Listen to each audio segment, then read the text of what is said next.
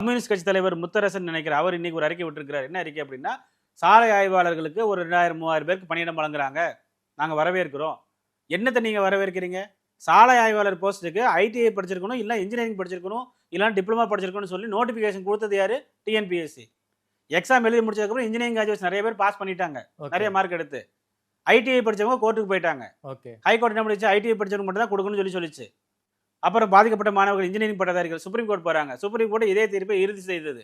யார் ஐடிஐ படிச்சவங்களுக்கு தான் ஐடிஐ படிச்ச. அப்ப நீங்க எதுக்கு இன்ஜினியரிங் ஸ்டூடண்ட்ஸ் நீங்க ஏன் கால்ஃபர் பண்ண வைக்கிறீங்க, எக்ஸாம் எழுத வைக்கிறீங்க, படிக்க வைக்கிறீங்க? இதற்கு வாழ்த்து தெரிவிக்கிறார் முத்தரசன் அவர்கள்.